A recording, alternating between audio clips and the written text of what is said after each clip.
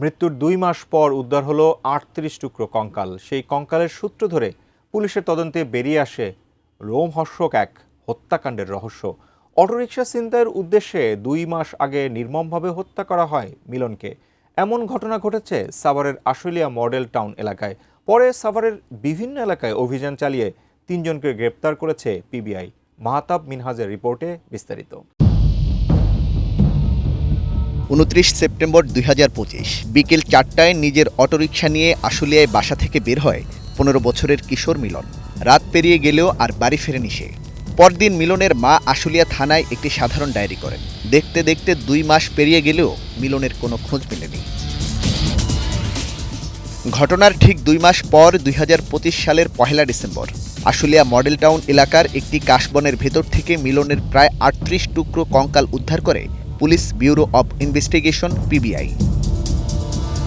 Nova LED TV, ঝকঝকে ছবি, নিখুঁত শব্দ, 5 বছরের ওয়ারেন্টি। নোভা মানে সঠিক মান, নিশ্চিত সেবা। সোমবার চাঞ্চল্যকর এই ঘটনা নিয়ে সংবাদ সম্মেলন করে পিবিআই। সেখানে জানানো হয়, ঘটনার দিন বিকেলে অটোরিকশা নিয়ে বের হওয়ার পর মিলনের সঙ্গে দেখা হয় তার ঘনিষ্ঠ বন্ধু রনি ও সুমনের। পরিকল্পিতভাবে তারা দুজন শ্বাসরোধ করে মিলনকে হত্যা করে এবং মরদেহ কাশবনের ভেতর ফেলে রেখে যায়। 3 জন মিলে গাঁজা সেবন করে। গাঁজা সেবন করার এক পর্যায়ে এই সুমন ভিকটিম মিলনের গলা চেপে ধরে এবং রনি মিয়া পা চেপে ধরে এবং তারা ওখানে তার মৃত্যু নিশ্চিত করে। পিবিআই আরও জানায়, রনি, সুমন ও মিলন ছিল একে অপরের খুব ঘনিষ্ঠ। ঋণগ্রস্ত রনি ও সুমন অটোরিকশাটি ছিনতাই করতেই মিলনকে হত্যা করে।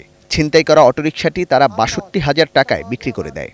এ ঘটনায় জড়িত 3 জনকে গ্রেপ্তার করেছে পিবিআই। ৪৪,০০০ টাকা দিয়েছেন সুমনকে এবং ১৮,০০০ টাকা এই যে আসামি রনি মিয়া নিজ হেফাজতে রাখেন। যে কিনেছিল তার নাম হচ্ছে যে কালাম।